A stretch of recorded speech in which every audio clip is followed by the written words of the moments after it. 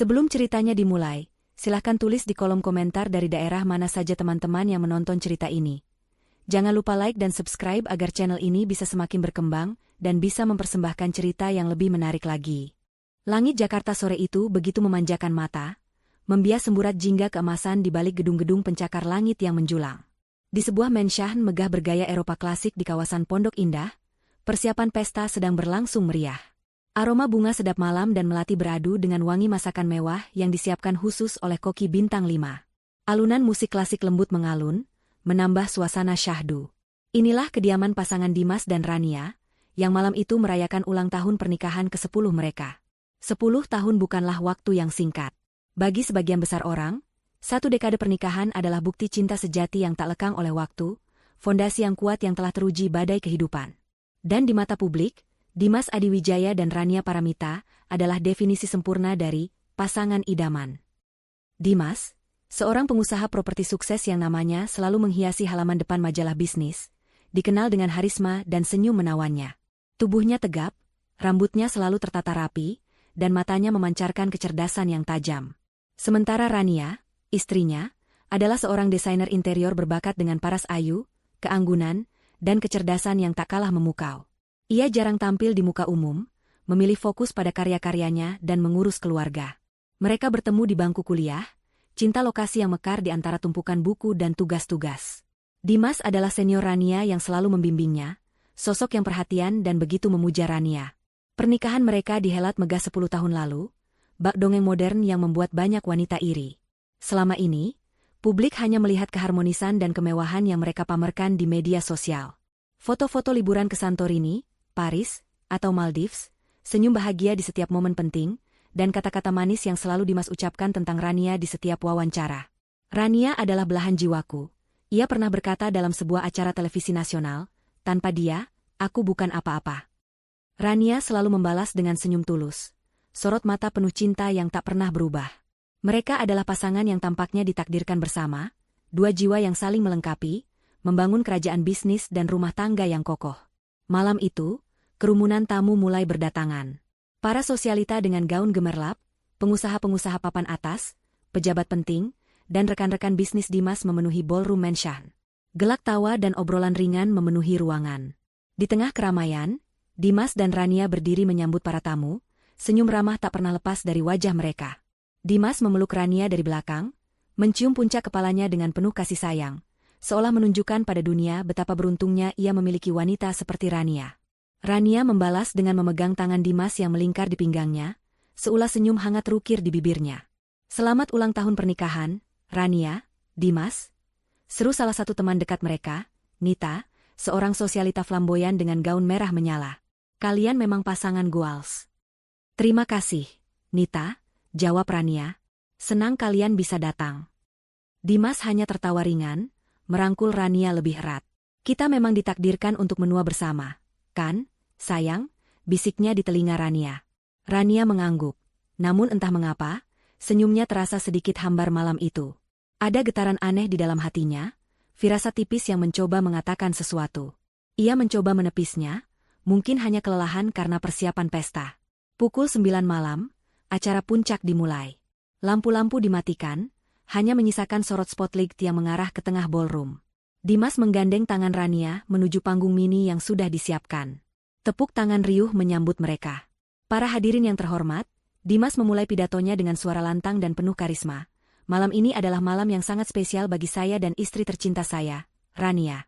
10 tahun yang lalu, di hadapan Tuhan dan para saksi, saya mengucapkan janji suci untuk mencintai dan melindunginya seumur hidup saya. Dan hari ini, saya ingin menegaskan kembali janji itu, dengan cara yang sedikit berbeda. Rania tersenyum malu, hatinya menghangat. Ia selalu mengagumi kemampuan Dimas berbicara di depan umum, karismanya yang tak tertandingi.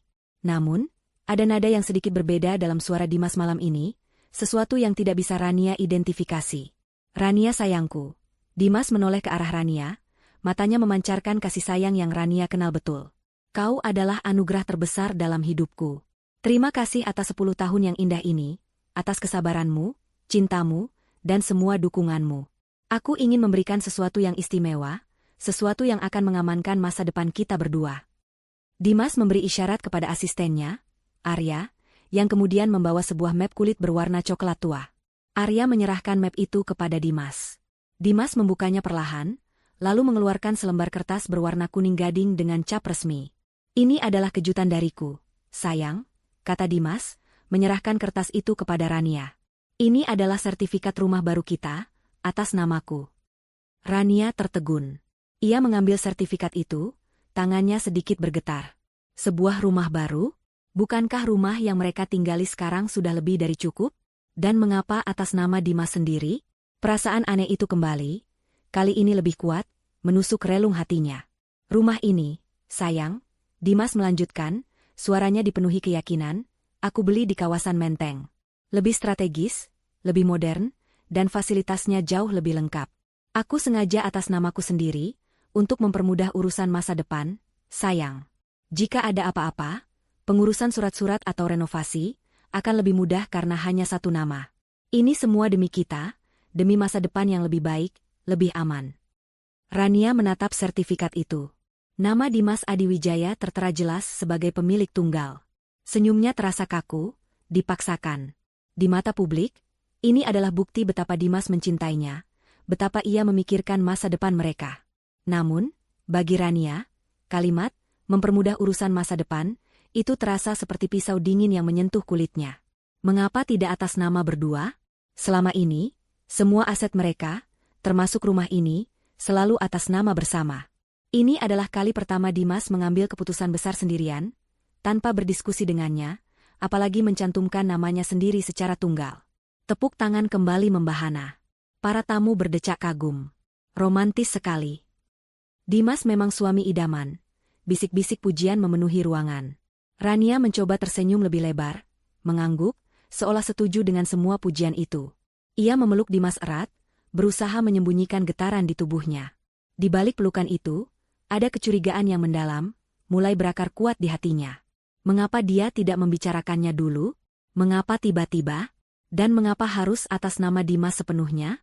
Dimas mencium keningnya, lalu berbisik, "Bagaimana, sayang? Suka kejutan ini?" Rania hanya bisa mengangguk. "Tentu, sayang. Terima kasih banyak," jawabnya, suaranya tercekat. Ia mencoba meyakinkan dirinya sendiri bahwa ini hanya paranoia. Dimas mencintainya. Dimas selalu jujur padanya. Tapi, ada yang salah. Sesuatu terasa sangat tidak benar. Setelah acara tiup lilin dan pemotongan kue, Rania mencoba mencari Dimas di tengah keramaian. Pesta masih berlangsung meriah, namun pikirannya terusik oleh sertifikat rumah yang baru saja ia terima. Ia berjalan menuju sudut ruangan yang lebih sepi, mencoba menenangkan diri. Malam itu, setelah para tamu pulang dan Menshan kembali sepi, Rania tidak bisa tidur. Sertifikat rumah atas nama Dimas, kilasan percakapan telepon, dan bayangan wanita berambut hitam itu terus menari-nari di benaknya. Aroma bunga dan parfum mahal dari pesta tadi malam kini terasa menyesakan, seolah-olah bau pengkhianatan yang tak terlihat. Rania beranjak dari ranjang, meninggalkan Dimas yang terlelap pulas, tampak begitu damai, kontras dengan badai yang berkecamuk di hati Rania. Ia berjalan ke jendela kamar, menatap langit Jakarta yang kini dihiasi kerlip bintang, seolah mencari jawaban di sana. Tidak mungkin, bisiknya, meyakinkan diri. Dimas tidak mungkin setega itu. Namun, instingnya berteriak lain. Insting seorang istri yang telah menghabiskan 1 dekade hidupnya bersama seorang pria, mengetahui setiap gerak Ika, setiap kebiasaan, setiap kebohongan kecil yang tersembunyi di balik senyum paling manis sekalipun. Rania tahu, ini bukan lagi tentang kecemburuan biasa. Ini adalah firasat yang lebih dalam, tentang sesuatu yang jauh lebih besar dan mengerikan.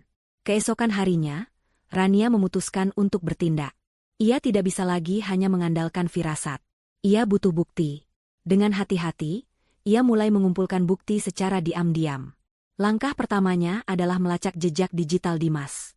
Rania bukanlah tipe wanita yang suka ikut campur urusan pribadi suaminya, jadi ia tidak memiliki akses langsung ke ponsel atau laptop Dimas. Namun, ia ingat Dimas sering meninggalkan tabletnya tergeletak di meja kerja atau sofa ruang keluarga. Dengan jantung berdebar, Rania menunggu Dimas berangkat kerja seperti biasa. Setelah Dimas pergi, Rania langsung menuju ruang kerja suaminya. Tablet Dimas tergeletak di meja, terkunci. Rania mencoba beberapa tanggal penting mereka. Ulang tahun pernikahan, tanggal jadian, tanggal lahir Dimas sendiri. Dan bingo. Tanggal ulang tahun Dimas berhasil membuka kunci tablet itu. Tangan Rania bergetar saat ia membuka aplikasi demi aplikasi. Ia memeriksa riwayat pencarian internet Dimas, email, dan yang paling penting, aplikasi perpesanan. Di sana, ia menemukan beberapa percakapan mencurigakan. Ada nomor tak dikenal yang sering mengirim pesan mesra. Nama kontak itu hanya disimpan sebagai klien X. Rania membuka pesan itu satu persatu. Hatinya seperti diremas. Pesan-pesan itu bukan lagi sekadar rayuan. Ada foto-foto liburan singkat ke Bali yang dikirim dari nomor tersebut, dengan caption, "Missing you, sayang." Dan yang lebih menyakitkan, ada balasan dari Dimas, "Sabar ya, sebentar lagi kita akan selalu bersama. Semua sedang kuurus. Rumah itu akan jadi milik kita berdua." Rumah itu? Rania teringat sertifikat rumah yang baru kemarin Dimas berikan padanya, atas nama Dimas sendiri. Apakah ini rumah yang dimaksud? Perut Rania mual. Ia terus menggali lebih dalam, memeriksa setiap detail. Ia menemukan pesan-pesan yang berisi rencana pertemuan rahasia, janji-janji masa depan yang hancur berkeping-keping di hadapannya. Tidak hanya itu, Rania juga mulai memantau gerak-gerik Dimas. Ia memperhatikan jam pulang Dimas yang semakin larut, alasan-alasan yang semakin tidak masuk akal, dan panggilan telepon yang selalu Dimas angkat jauh darinya. Suatu sore, ia sengaja pulang lebih awal dari butiknya. Mobil Dimas belum ada di garasi. Setelah beberapa jam, Rania melihat mobil Dimas masuk. Dimas tampak kelelahan, namun di lehernya, Rania melihat bekas lipstik samar. Bukan lipstik yang ia pakai. Rania berpura-pura tidak melihat. Ia menyambut Dimas dengan senyuman dan menanyakan bagaimana harinya. Dimas menjawab dengan acuh tak acuh, tanpa menatap mata Rania. Pada saat itu, Rania tahu. Firasatnya benar. Semuanya benar. Malam itu, setelah Dimas tertidur pulas, Rania kembali membuka tablet Dimas. Dengan hati yang hancur, ia menelusuri lebih jauh. Ia membuka galeri foto. Di sana, ia menemukan puluhan foto Dimas dengan wanita itu. Wanita dengan rambut hitam panjang, gaun biru gelap, dan senyum misterius yang ia lihat di pestanya sendiri. Di beberapa foto, mereka berciuman. Di foto lain, mereka berpelukan erat. Nama wanita itu akhirnya terungkap dari tag lokasi di beberapa foto, Clara Renata. Rania menggunakan salah satu foto mereka dan melakukan pencarian gambar di internet. Hasilnya muncul dengan cepat. Clara Renata, rekan kerja Dimas di perusahaan properti. Seorang manajer proyek muda yang ambisius dan dikenal sangat dekat dengan Dimas di kantor. Desas-desus tentang kedekatan mereka sebenarnya sudah pernah Rania dengar. Namun ia selalu menepisnya, percaya penuh pada suaminya. Betapa bodohnya ia. Tangannya gemetar saat ia membaca percakapan terakhir antara Dimas dan Clara. Mereka merencanakan kehidupan baru, bersama, di rumah yang Dimas beli. Mereka bahkan sudah membicarakan detail interior, dan bagaimana mereka akan mendekorasi rumah itu sesuai keinginan Clara. "Aku sudah urus semua aset, sayang," tulis Dimas pada Clara. Rania tidak akan curiga. Dia terlalu polos. "Semua uang akan kubalik namakan atas namaku, agar mudah untuk kita memulai nanti. Rumah itu juga sudah aman. Tinggal tunggu waktu yang tepat." Air mata Rania akhirnya tumpah, membasahi pipinya. Bukan air mata kesedihan semata, melainkan air mata kemarahan yang membara. Kata-kata itu, Rania tidak akan curiga. Dia terlalu polos. Itu seperti jutaan pisau yang menusuk jantungnya. Ia merasa tertipu, dihina, dan dianggap bodoh. Setelah 10 tahun pengabdian, setelah semua cinta dan kepercayaan yang ia berikan, Dimas berencana membuangnya, merampas semua aset yang mereka bangun bersama, dan memulai hidup baru dengan wanita lain. Kini ia mengerti mengapa Dimas memberikan sertifikat rumah itu atas namanya sendiri. Itu bukan untuk mempermudah urusan masa depan mereka, melainkan untuk mempermudah Dimas meninggalkan Rania dan menyerahkan segalanya kepada Clara. Rania merasakan seluruh tubuhnya dingin, amarah membakar setiap selnya. Ini bukan lagi tentang pernikahan yang hancur. Ini adalah tentang pengkhianatan yang sistematis, penipuan yang terencana rapi, dan perampasan haknya. Rania menyimpan semua bukti itu. Ia memotret setiap percakapan, setiap foto, setiap detail yang memberatkan Dimas dan Clara. Ia menyalin semua data penting ke flash drive tersembunyi. Hatinya yang tadi hancur, kini dipenuhi tekad yang membaja. Keesokan paginya, Rania bangun dengan sorot mata yang berbeda. Wajahnya mungkin sembab karena menangis semalaman, tetapi tekadnya sejelas kristal. Ia menatap pantulan dirinya di cermin. Wanita yang dulu percaya pada dongeng dan cinta sejati, kini telah mati. Yang tersisa adalah seorang wanita yang terluka, ya, tapi juga cerdas, kuat, dan haus akan keadilan. Strategi Rania kini jelas, ia akan membiarkan Dimas berpikir bahwa ia telah menang. Ia akan membuat Dimas lengah, percaya bahwa rencananya berjalan mulus, bahwa Rania benar-benar terlalu polos untuk mencurigai apapun. Rania akan mengubah dirinya menjadi sosok yang lebih pasrah dan penurut. Ia akan memainkan peran istri yang patah hati dan kehilangan akal, sehingga Dimas tidak akan pernah menyangka bahwa ia sedang merencanakan balas dendam yang jauh lebih besar. Mulai hari itu, Rania mengubah sikapnya secara drastis. Ia tidak lagi menuntut perhatian Dimas. Ia tidak lagi bertanya tentang pekerjaan atau jam pulang Dimas. Saat Dimas pulang larut, Rania hanya menyambutnya dengan senyum tipis dan menyiapkan makan malam tanpa banyak bicara. Ia berpura-pura lebih fokus pada butiknya, namun sebenarnya ia selalu mengamati setiap gerak-gerik Dimas. Minggu-minggu berlalu sejak pesta ulang tahun pernikahan mereka yang berubah menjadi titik balik bagi Rania. Di permukaan, kehidupan di mansion mewah itu tampak kembali normal. Dimas semakin sibuk dengan proyek-proyeknya, atau lebih tepatnya, dengan Clara, dan Rania menjalankan butik serta rutinitasnya sebagai istri. Namun, di balik layar, sebuah drama yang jauh lebih rumit sedang dimainkan, dengan Rania sebagai sutradara sekaligus pemeran utamanya. Sesuai rencananya, Rania mulai memperlihatkan tanda-tanda ketidakmampuan mengelola keuangan rumah tangga. Ia melakukannya dengan sangat meyakinkan, membuat Dimas semakin percaya diri bahwa Rania memang polos dan tidak akan curiga. Setiap pagi, sebelum Dimas berangkat kerja, Rania akan datang kepadanya dengan wajah murung dan setumpuk tagihan di tangan. "Sayang, ini tagihan listrik bulan ini kok besar sekali, ya?" Rania akan bertanya dengan nada bingung, padahal ia tahu persis setiap detail pengeluaran. "Perasaan kita tidak boros, deh." Dimas akan menatapnya dengan ekspresi sedikit kesal. "Kamu ini, Ran, kan sudah kubilang, AC sering nyala terus, belum lagi lampu-lampu di mansion ini banyak sekali. Biasa saja itu." "Tapi ini lebih besar dari bulan lalu, sayang," Rania bersikeras, sengaja terdengar sedikit cemas. "Aku juga bingung mau bayar pakai uang yang mana. Saldo di rekening bersama kita sepertinya menipis sekali." Dimas akan mendengus. "Sudah, biar aku saja yang urus. Kamu ini, urusan uang saja jadi pusing begitu. Memang benar kata Mama, wanita itu paling tidak bisa diandalkan kalau sudah urusan angka." Rania hanya akan menunduk, pura-pura sedih. "Maaf, sayang. Aku memang kurang teliti akhir-akhir ini. Mungkin aku terlalu banyak pikiran dengan butik. Aku jadi tidak fokus mengurus rumah tangga." Dimas akan menghela napas panjang, kemudian mengambil tagihan itu dari tangan Rania.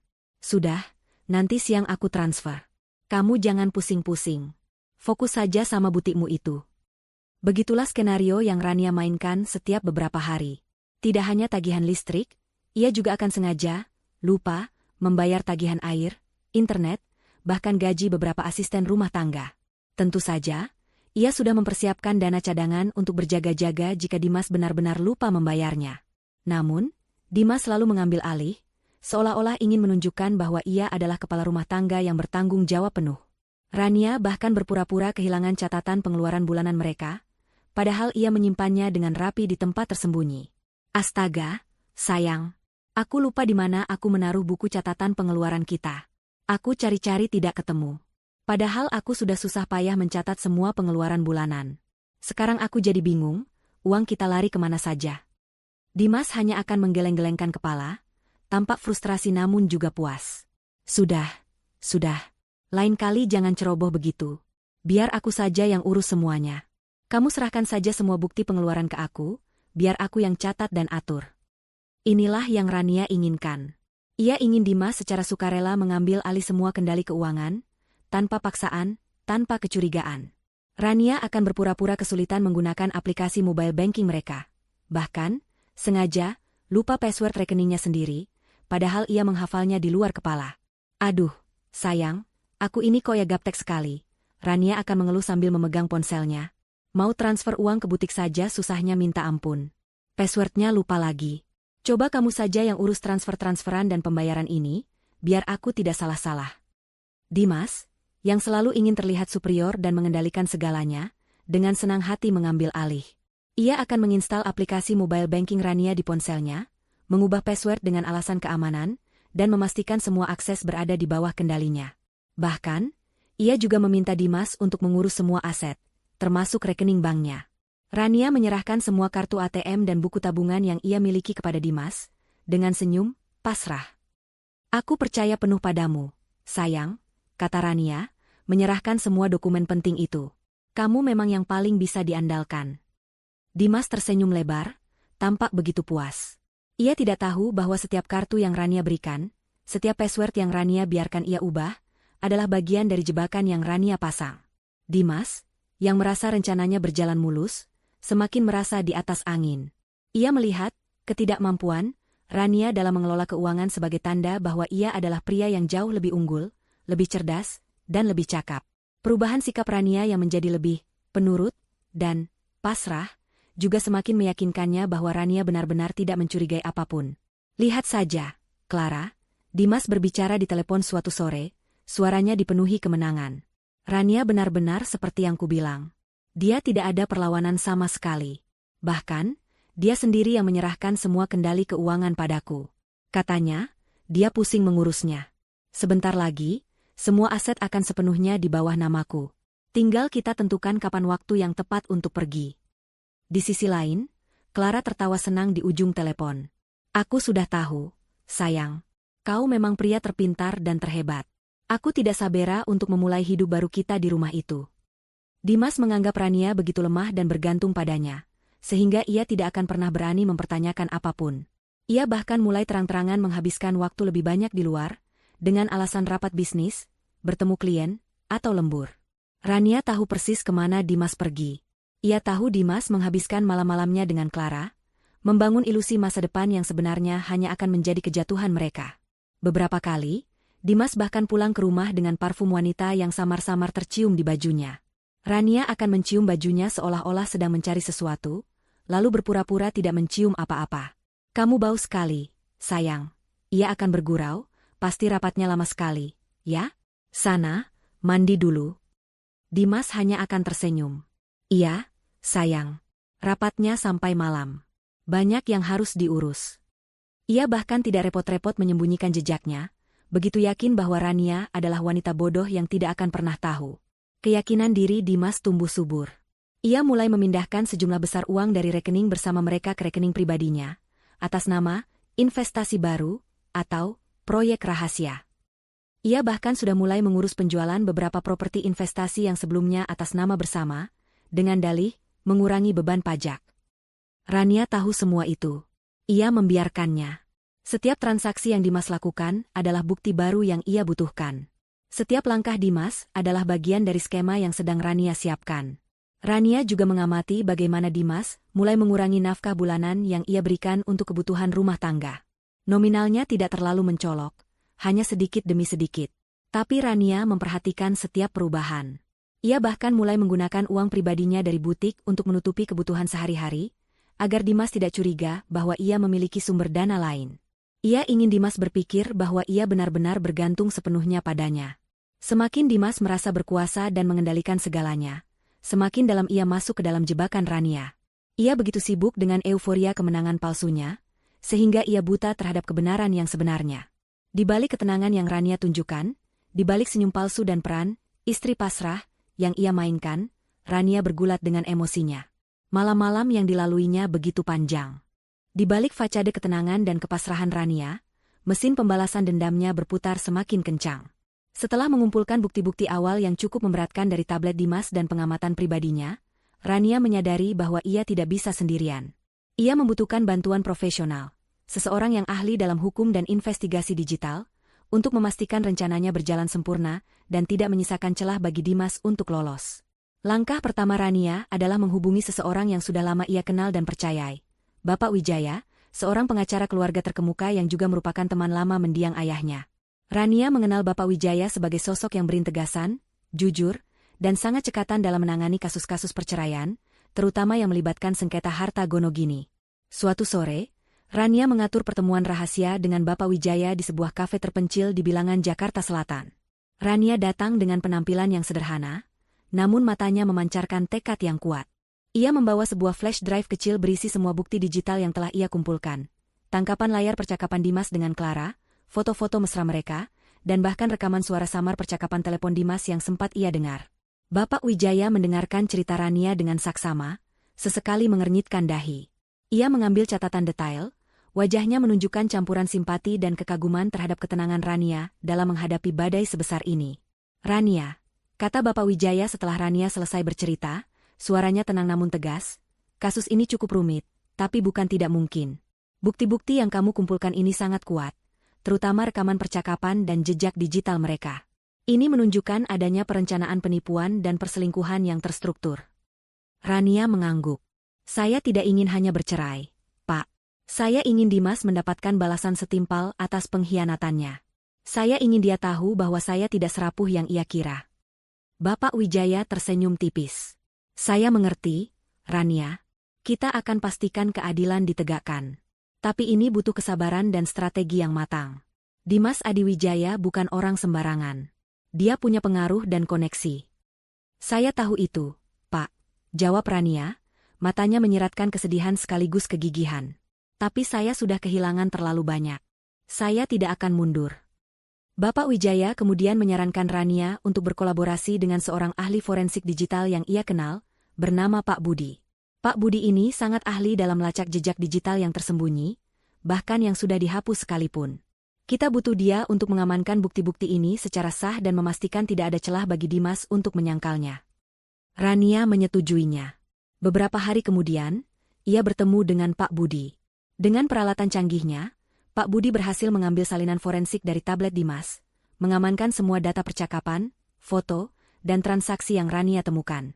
Ia juga menemukan beberapa email dan file tersembunyi yang mengindikasikan bahwa Dimas telah secara sistematis mengalihkan aset-aset atas nama bersama ke rekening dan properti atas namanya sendiri, jauh sebelum ia memberikan sertifikat rumah baru itu kepada Rania. Ini adalah bukti penipuan yang sangat kuat. Pak Budi juga memberikan nasihat penting kepada Rania. Untuk sementara waktu, hindari penggunaan kartu kredit atau rekening bank bersama. Gunakan hanya uang tunai atau rekening pribadi yang terpisah dari Dimas. Rania patuh. Ia bahkan mulai membuka rekening baru atas namanya sendiri di bank yang berbeda.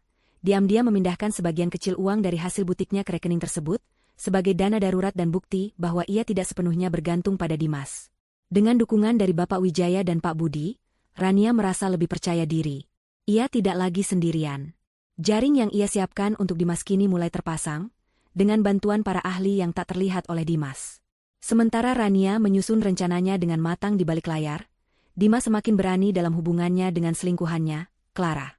Ia merasa tak tersentuh, yakin sepenuhnya bahwa Rania adalah istri penurut yang tidak akan pernah mencurigai apapun. Bahkan, perubahan sikap Rania yang pasrah dan tidak peduli, justru semakin memacu Dimas untuk lebih leluasa. Dimas kini sering menghabiskan waktu di luar rumah dengan alasan pekerjaan yang semakin dibuat-buat. Rapat sampai larut malam, perjalanan bisnis mendadak keluar kota, atau menganalisis proyek di akhir pekan. Rania tahu semua itu hanyalah alibi. Ia tahu Dimas menghabiskan waktu-waktunya dengan Clara, membangun fantasi masa depan mereka. Pada suatu malam, Dimas pulang sangat larut, sekitar pukul 2 pagi. Ia masuk ke kamar dengan langkah tertatih, jelas baru saja minum. Rania, yang sengaja tidak tidur dan berpura-pura terlelap, mencium aroma alkohol dan parfum wanita yang menusuk hidungnya. Ia bahkan mendengar Dimas bergumam nama Clara dalam tidurnya. Hati Rania mencelos, namun ia menahannya. Ini adalah bukti. Bukti lain untuk ditambahkan ke dalam daftar panjangnya. Tidak hanya itu, Dimas juga mulai terang-terangan memberikan hadiah mahal kepada Clara, yang Rania ketahui dari jejak transaksi di kartu kredit Dimas yang ia pantau secara diam-diam melalui laporan online yang ia dapatkan dari Pak Budi. Sebuah kalung berlian, tas branded, bahkan tiket liburan ke Maladewa. Uang yang seharusnya untuk keluarga, kini dihabiskan untuk wanita lain. Dimas bahkan mulai membawa Clara ke acara-acara sosial yang kurang penting di mata Rania, seperti gathering bisnis kecil atau pesta ulang tahun rekan kerjanya. Rania mengetahui semua ini dari laporan detektif swasta yang juga direkomendasikan Bapak Wijaya. Detektif itu berhasil mengumpulkan foto-foto dan video Dimas bersama Clara di berbagai tempat. Tampak sangat mesra, bahkan berciuman di tempat umum tanpa rasa takut. Mereka sudah tidak peduli lagi, Nyonya, lapor detektif itu melalui telepon rahasia. Bapak Dimas terlihat sangat yakin bahwa Nyonya tidak akan tahu. Hati Rania kembali teriris. Betapa teganya Dimas memperlakukannya seperti ini. Tapi justru rasa sakit itu yang memberinya kekuatan. Setiap pengkhianatan Dimas adalah pupuk bagi tekad Rania untuk menjatuhkannya. Ia akan membiarkan Dimas menumpuk lebih banyak bukti, menggali lubang kuburnya sendiri semakin dalam. Seiring berjalannya waktu, rencana Rania semakin matang. Bapak Wijaya dan Pak Budi telah bekerja keras di balik layar, mengamankan semua bukti dan menyusun strategi hukum yang paling efektif. Mereka telah mengidentifikasi setiap celah dalam upaya Dimas untuk mengalihkan aset, dan menemukan cara untuk mengembalikannya ke nama Rania. Rania sendiri telah memastikan semua dokumen dan bukti telah terkumpul dengan rapi. Ia memiliki salinan dari setiap sertifikat properti yang Dimas coba alihkan, setiap laporan keuangan mencurigakan, setiap percakapan antara Dimas dan Clara, dan semua foto serta video perselingkuhan mereka. Semua tersimpan aman, dienkripsi, dan diduplikasi di beberapa lokasi yang berbeda, jauh dari jangkauan Dimas. Mereka juga telah menyusun daftar saksi potensial, termasuk beberapa karyawan lama di perusahaan Dimas yang mulai mencurigai adanya penyelewengan dana. Bahkan, ada beberapa rekan bisnis Dimas yang merasa dirugikan oleh proyek-proyek rahasia yang Dimas jalankan tanpa sepengetahuan Rania, yang kini diketahui melibatkan aset bersama mereka. Kita sudah siap, Rania, kata Bapak Wijaya dalam pertemuan terakhir mereka, beberapa minggu sebelum rencana puncak. Semua bukti sudah solid. Kita hanya perlu menunggu waktu yang tepat. Udara di ruang makan menshan keluarga Adi Wijaya terasa lebih dingin malam itu, meskipun pendingin ruangan tidak disetel terlalu rendah. Suara dentingan sendok dan garpu beradu dengan piring porselen yang mahal terdengar nyaring di tengah keheningan yang mencekam. Rania dan Dimas duduk berhadapan di meja makan panjang, menyantap hidangan stea impor yang telah disiapkan oleh koki rumah. Namun, tak satu pun dari mereka menikmati makanan itu. Ketegangan yang tak terlihat menggantung di antara mereka, tebal dan menyesakan. Rania tahu malam ini akan tiba. Bapak Wijaya telah mengisyaratkan bahwa Dimas kemungkinan besar akan membuat langkah pertamanya dalam waktu dekat. Selama beberapa hari terakhir, Dimas terlihat lebih sering melamun, sesekali melirik Rania dengan tatapan aneh, seolah sedang mengukur atau mencari waktu yang tepat. Rania sendiri, seperti biasa, memainkan perannya dengan sempurna, istri yang tenang, sedikit murung, dan tampak sibuk dengan pikirannya sendiri, sehingga Dimas tidak akan curiga. Dimas meletakkan garpu dan pisaunya dengan suara yang sedikit terlalu keras. Ia membersihkan mulutnya dengan serbet, kemudian menatap Rania. Rania merasakan jantungnya berdebar kencang, mempersiapkan diri. Ini dia. Rania, Dimas memulai, suaranya pelan namun tegas, bahkan ada nada gugup yang samar. Ada yang ingin kubicarakan serius denganmu. Rania mengangkat alisnya sedikit, pura-pura terkejut. Ada apa, sayang? Tumben sekali kamu serius begini. Ia mencoba terdengar netral, namun di dalam hatinya, ia menjerit, sudah kuduga. Dimas menghela napas panjang, menatap piringnya sejenak sebelum kembali menatap Rania. Ada campuran rasa bersalah, kesombongan, dan mungkin sedikit kelegaan di matanya. Rania, aku pikir kita harus bicara tentang masa depan kita. Masa depan? Bukankah kita selalu membicarakannya? Rania membalas, menjaga nada suaranya tetap lembut. Dimas menghela napas lagi.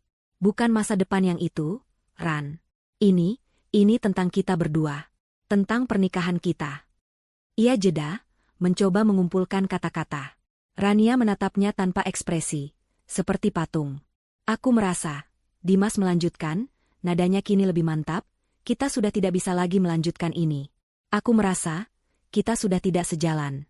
Aku tidak bahagia lagi, Ran, dan kurasa, kamu juga begitu.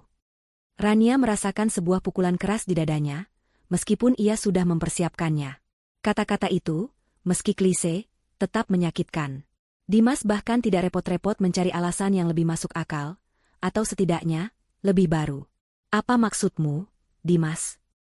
Rania bertanya, suaranya sedikit bergetar, pura-pura terkejut dan terluka. Ini adalah bagian tersulit dari perannya.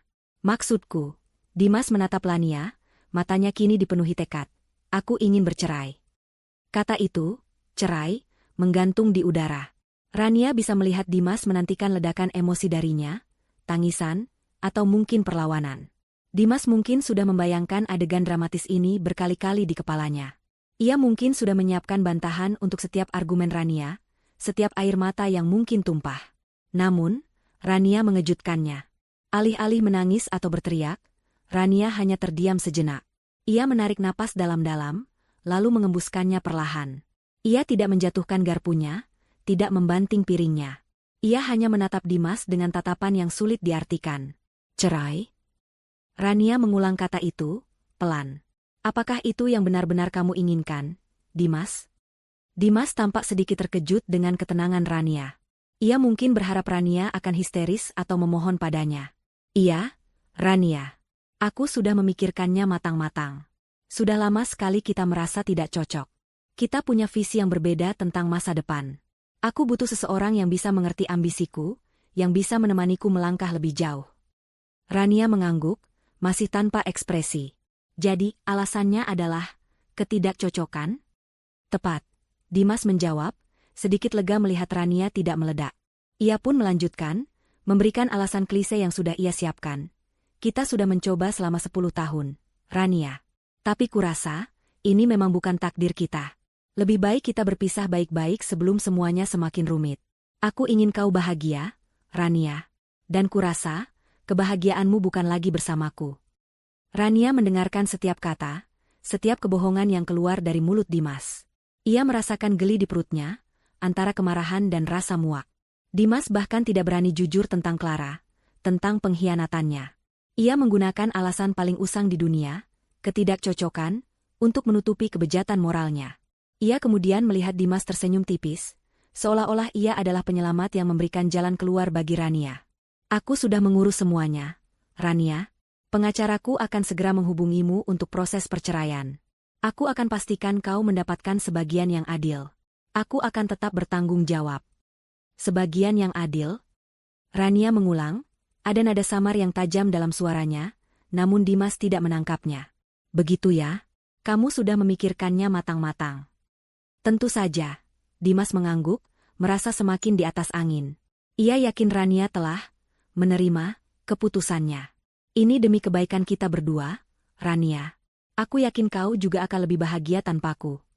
Rania akhirnya memberikan senyum tipis, namun bukan senyum kebahagiaan. Ini adalah senyum dingin, senyum seorang predator yang telah berhasil memancing mangsanya ke dalam perangkap. Baiklah, Dimas, kata Rania, suaranya terdengar lembut, bahkan sedikit pasrah. Jika memang itu yang kamu inginkan, aku akan menerimanya. Dimas terdiam, terkejut. Ia sama sekali tidak menyangka reaksi seperti ini. Ia menunggu Rania menangis, berteriak, memohon, atau bahkan mengancam. Tapi Rania hanya menerima, dengan tenang, bahkan terlihat lega. Kau yakin, Rania? Dimas bertanya, sedikit ragu. Rencana yang ia susun bersama Clara terasa terlalu mudah sekarang. Ini membuatnya sedikit tidak nyaman. Aku yakin, Dimas. Rania menatap lurus ke matanya, dan di sana, Dimas melihat kilatan aneh yang ia tidak mengerti. Jika kamu sudah tidak bahagia, aku tidak punya hak untuk menahanmu. Aku hanya berharap, kamu akan menemukan kebahagiaan yang kamu cari. Dimas menghela napas lega, senyum puas kembali mengembang di wajahnya. Ia pikir ia telah menang. Ia pikir Rania benar-benar seorang wanita yang polos dan penurut, yang akan menerima takdirnya begitu saja. Ia tidak menyadari bahwa di balik ketenangan itu, Rania sedang merayakan kemenangan pertamanya. Dimas telah mengambil umpan. Terima kasih, Rania, kata Dimas, berdiri dari kursinya. Aku tahu ini berat, tapi kau akan melihat bahwa ini adalah keputusan terbaik. Ia berjalan mendekati Rania, berniat memeluknya, namun Rania bangkit dari kursinya, menjaga jarak halus. Aku permisi dulu, sayang, kata Rania, memunguti piringnya. Aku sudah selesai makan. Ia berbalik dan berjalan menuju dapur, meninggalkan Dimas sendirian di meja makan, yang masih tertegun dengan reaksi Rania yang di luar dugaannya. Begitu pintu kamar Rania tertutup rapat, dan ia yakin Dimas tidak bisa mendengar atau melihatnya, topeng ketenangannya akhirnya runtuh. Rania bersandar di pintu, menahan isak tangis yang mendesak keluar. Nyeri yang tersembunyi itu kini meledak. Bukan lagi kemarahan yang membara, melainkan kesedihan yang menusuk hati. Ia merosot ke lantai, memeluk lututnya erat-erat, dan membiarkan air mata mengalir deras. 10 tahun. 10 tahun kehidupannya, cintanya, kepercayaannya, kini berakhir hanya dengan alasan ketidakcocokan. Hatinya sakit, sangat sakit, lebih sakit dari yang ia bayangkan. Hari itu tiba. Hari di mana Rania dan Dimas akan bertemu lagi, bukan sebagai suami istri, melainkan sebagai lawan di medan perang yang paling kejam, ruang pengadilan. Udara pagi Jakarta yang biasanya ramai dengan hiruk-pikuk, terasa sunyi bagi Rania. Ia duduk di mobil, ditemani Bapak Wijaya yang tenang di sebelahnya. Jantungnya berdebar kencang, namun bukan karena takut, melainkan karena percampuran antara kegugupan dan antisipasi. Ini adalah awal dari akhir. Gedung Pengadilan Agama Jakarta Selatan tampak megah namun mencekam. Awak media sudah berkumpul di luar, kamera-kamera berkedip, siap mengabadikan setiap drama yang akan terjadi. Kasus perceraian Dimas Adi Wijaya, pengusaha properti terkenal, dan Rania Paramita, desainer interior ternama, telah menjadi sorotan publik. Desas-desus tentang adanya orang ketiga dan sengketa harta sudah menyebar luas. Rania turun dari mobil dengan tampilan yang sangat sederhana. Ia mengenakan kebaya katun berwarna abu-abu muda, rok panjang selutut, dan selendang batik yang elegan namun tidak mencolok. Rambutnya disanggul rapi, wajahnya hanya dipoles makeup tipis. Ia ingin tampil sebagai wanita yang terluka, yang datang hanya untuk mencari keadilan, bukan untuk pamer atau mencari sensasi. Ia ingin menunjukkan bahwa ia adalah korban yang pantas mendapatkan simpati. Langkah Rania mantap saat ia berjalan masuk ke dalam gedung, didampingi Bapak Wijaya dan seorang asistennya. Ia tidak menatap kamera-kamera yang menyorotnya, fokus pada tujuan utamanya. Di lorong pengadilan, Rania melihatnya. Dimas. Dimas tampak sangat berbeda dari dirinya. Ia mengenakan setelan jas branded berwarna gelap, dasi sutra mahal, dan arloji mewah yang melingkar di pergelangan tangannya. Rambutnya tertata rapi, dan wajahnya menunjukkan ekspresi angkuh, seolah-olah ia adalah pemenang yang sudah pasti. Di sampingnya, berdiri seorang pengacara parubaya berwibawa, dengan tatapan tajam dan setelan yang tak kalah mahal. Bapak Hermawan, pengacara kondang yang dikenal lihai membalikan fakta. Dimas melirik Rania sekilas, ada senyum tipis di bibirnya, senyum kemenangan yang menjengkelkan. Ia seolah ingin mengatakan, "Lihat, Rania, aku datang dengan segala kekuatanku. Kau tidak punya apa-apa." Rania membalas tatapan itu dengan seulas senyum tipis yang tak bisa dibaca. Senyum yang penuh misteri, senyum seorang pemain catur yang sudah melihat 3 langkah ke depan. Memasuki ruang sidang, suasana menjadi hening. Hakim dan panitera sudah duduk di tempat masing-masing. Rania duduk di sisi kiri, berhadapan dengan Dimas dan pengacaranya di sisi kanan. Lampu ruangan yang terang benderang seolah menyorot setiap detail, setiap ekspresi, setiap tarikan napas. Saat hakim memulai persidangan, Rania merasakan getaran di tangannya. Ia meremas ujung selendangnya, menenangkan diri. Ini bukan saatnya untuk emosi. Ini adalah saatnya untuk bertindak. Sidang dimulai dengan agenda pembacaan permohonan cerai yang diajukan oleh Dimas. Pengacara Dimas, Bapak Hermawan, berbicara dengan suara lantang dan penuh keyakinan. Ia memaparkan alasan perceraian yang sama seperti yang Dimas sampaikan kepada Rania. Ketidakcocokan yang tidak dapat diperbaiki, dan perbedaan visi misi. Yang Mulia Hakim, Bapak Hermawan memulai pidatonya. Klien kami, Bapak Dimas Adi Wijaya, adalah seorang pengusaha sukses yang visioner. Beliau merasa sudah tidak ada kecocokan prinsip dengan istri termohon, Ibu Rania Paramita. Mereka telah mencoba selama 10 tahun, namun perbedaan itu semakin melebar, sehingga perceraian adalah jalan terbaik demi kebahagiaan kedua belah pihak. Rania mendengarkan dengan tenang, tatapannya lurus ke depan. Ia sudah menduga argumen ini. Ini adalah alibi yang paling aman dan paling klise. Setelah memaparkan alasan perceraian, Bapak Hermawan kemudian melangkah ke inti masalah yang ia pikir akan menjadi pukulan telak bagi Rania, harta Gonogini. Terkait dengan harta Gonogini, Yang Mulia, lanjut Bapak Hermawan, perlu kami sampaikan bahwa sebagian besar aset, termasuk rumah tempat tinggal yang kini dihuni termohon, telah dialihnamakan atas nama klien kami, Bapak Dimas Adi Wijaya, sebelum permohonan cerai ini diajukan. Hal ini sudah sesuai prosedur dan sah di mata hukum. Bapak Hermawan kemudian mengisyaratkan kepada asistennya untuk membawa sebuah map kulit merah. Dan sebagai bukti, kami mengajukan sertifikat rumah utama ini, Yang Mulia, yang jelas-jelas tertera atas nama klien kami, Bapak Dimas Adi Wijaya. Ini menunjukkan bahwa klien kami memiliki hak penuh atas properti tersebut. Ia menyerahkan sertifikat asli rumah kepada panitera untuk diperiksa hakim. Rania menatap sertifikat itu. Itu adalah sertifikat yang sama yang Dimas berikan padanya di pesta ulang tahun pernikahan mereka, dengan senyum kemenangan palsu. Dimas tersenyum tipis, menatap Rania seolah mengejek.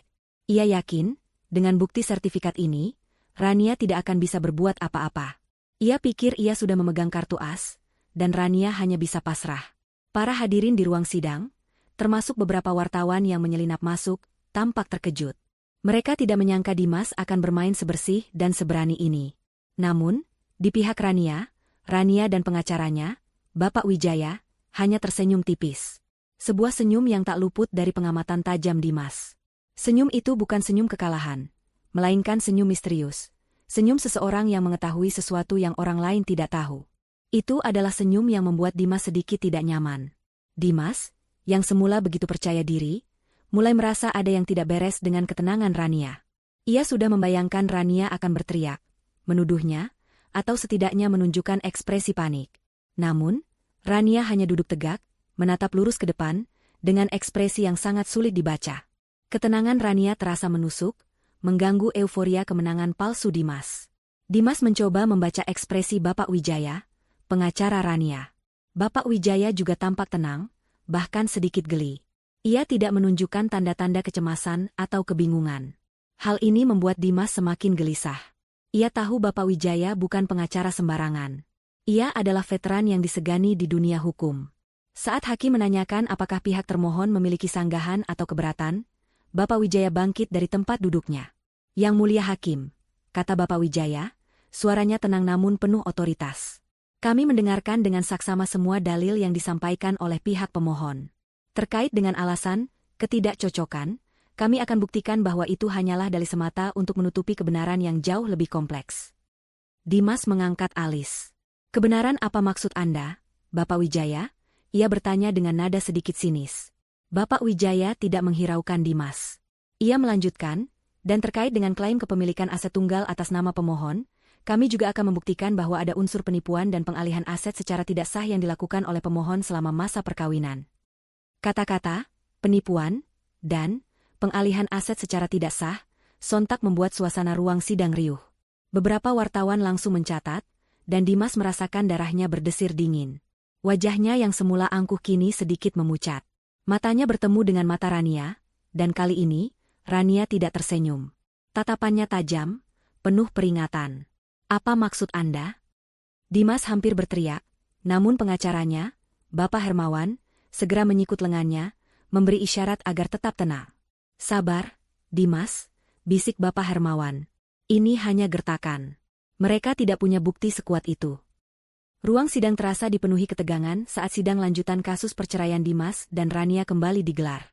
Suasana kali ini jauh lebih ramai dari sebelumnya. Berita tentang Rania yang menuduh Dimas melakukan penipuan dan perselingkuhan telah menyebar seperti api, menarik perhatian banyak pihak, termasuk lebih banyak awak media dan bahkan beberapa kolega bisnis Dimas yang penasaran.